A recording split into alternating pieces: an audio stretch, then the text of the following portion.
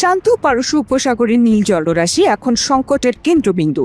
Iran ও Israel America জোটের মধ্যে শুরু হওয়া এক অসম লড়াই আজ এমন এক পর্যায়ে এসে পৌঁছেছে যা কেবল একটি অঞ্চলের মানচিত্র নয়, বরং পুরো পৃথিবীর ভবিষ্যৎকে অন্ধকার গহ্বরের দিকে ঠেলে দিচ্ছে। শান্তি এখন কেবলই ধূসর এক স্মৃতি। ইরানের গর্ব, রাশিয়ার কারিগরি সহায়তায় নির্মিত বুরশেহের পরমাণু বিদ্যুৎ কেন্দ্রটি এখন রণক্ষেত্রে পরিণত হয়েছে। সম্প্রতি এক ভয়াবহ হামলায় একটি মিসাইল কেন্দ্রের সীমানা প্রাচীরের মাত্র ৭৫ মিটারের মধ্যে আঘাত হেনেছে। আন্তর্জাতিক পরমাণু শক্তি সংস্থা সতর্ক করে বলেছে, যে কোনো মুহূর্তে বড় ধরনের বিস্ফোরণ পুরো অঞ্চলকে তেজস্ক্রিয় শ্মশানে পরিণত করতে পারে। ঘটনাকে কেবল হামলা নয়, বরং আত্মঘাতী পদক্ষেপ হিসেবে অভিহিত করেছে। তাদের মতে পরমাণু কেন্দ্র কোনো অনুশীলনের লক্ষ্যবস্তু হতে পারে না।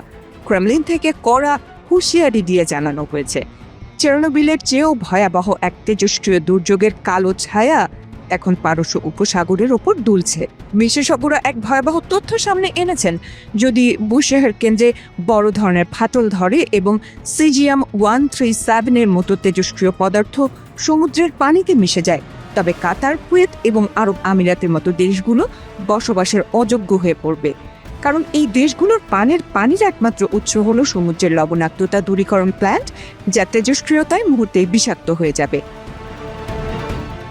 দীর্ঘদিন ধরে ইরান পারমাণবিক অস্ত্র তৈরির অভিযোগ অস্বীকার করে আসলেও বর্তমান যুদ্ধ পরিস্থিতি সব হিসাব পাল্টে দিচ্ছে। ইরানের প্রভাবশালী এমপিরা এখন উত্তর কোরিয়ার মডেল অনুসরণ করার পরামর্শ দিচ্ছেন।